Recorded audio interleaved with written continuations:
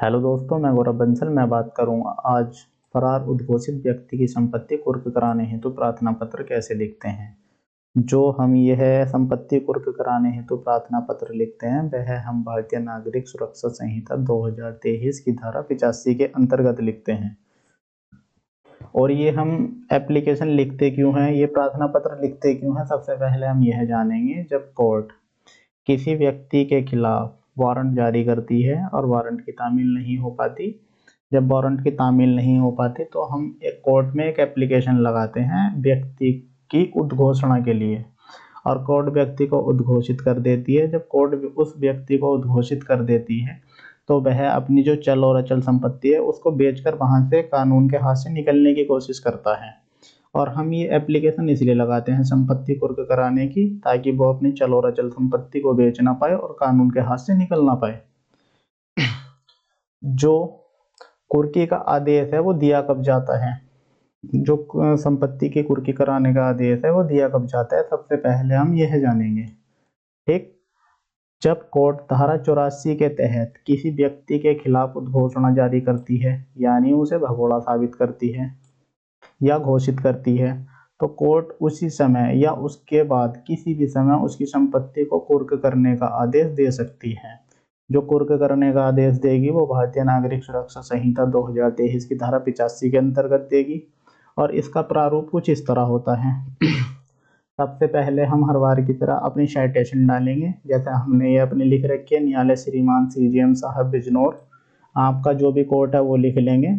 हमने अपने CGM साहब बिजनौर का एड्रेस डाला हुआ है यहाँ पे। उसके ठीक नीचे अपराध संख्या लिख लेंगे। अपराध संख्या के ठीक नीचे पार्टी का नाम, जैसे हमने लिखा हुआ है राज्य बनाम कै। हम इसमें क्या कर रहे हैं, कै की जो संपत्ति है उसको कुर्क कराने के आदेश जारी कराने हेतु प्रार्थना पत्र लिख रहे हैं। इसके ठीक नीचे धारा आ जाएगी, धारा के ठीक नीचे थाना, थाने के ठीक नीचे जनपद। जनपद लिखने के बाद में हम अपना प्रार्थना पत्र लिखना शुरू करेंगे। सबसे पहले हम लिखेंगे महोदय, और महोदय के नई लाइन से लिखेंगे प्रार्थी यह पुत्र श्री रे, निवासी XYZ, थाना XYZ, जनपद XYZ, सभी ने निम्न निवेदन करता है।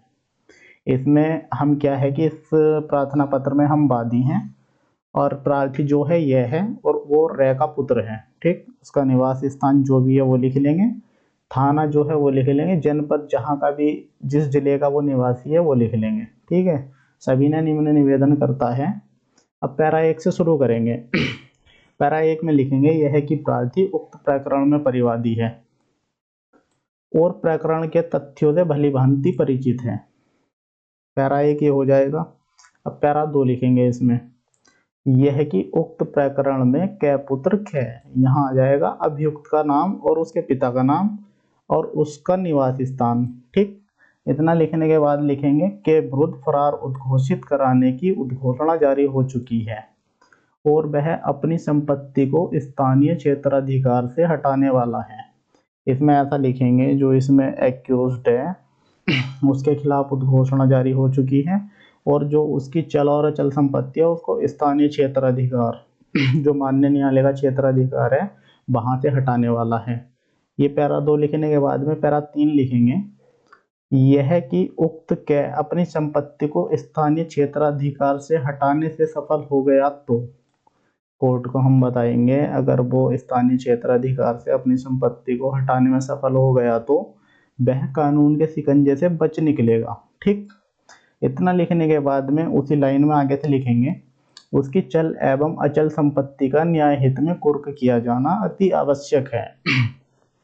कोर्ट को हम इतना बताने के बाद बताएंगे उसकी चल एवं अचल संपत्ति का न्याय हित में कुर्क किया जाना अति आवश्यक है।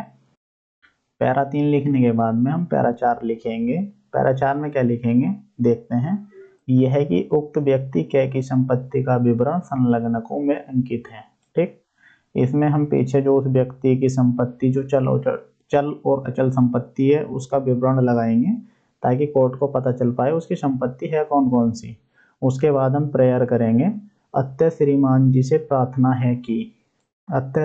है कि उद्घोषणा के साथ साथ उक्त व्यक्ति संलग्नकों में अंकित चल एवं अचल संपत्ति को कुर्क करने के आदेश देने की कृपा करें। कोर्ट को जब पता चलेगा उसकी संपत्ति कौन कौन सी है, तब कोर्ट उसकी संपत्ति कुर्क करने के आदेश देने की कृपा करेगी। उसके ठीक लेफ्ट साइड में दिनांक लिखेंगे, उसके राइट साइड में प्रार्थी, प्रार्थी के नीचे प्रार्थी का नाम, प्रार्थी के फादर का नाम, उसका निवास स्थान, उसके ठीक नीचे यहाँ पे जहाँ कर्सर है अधिवक्ता की मोहर आ जाएगी और अधिवक्ता के सिग्नेचर हो जाएंगे और ये प्रारूप बनकर तैयार हो जाएगा। इसको कोर्ट में लगा सकते हैं आप। मिलते हैं नेक्स्ट वीडियो में, आज के लिए इतना ही।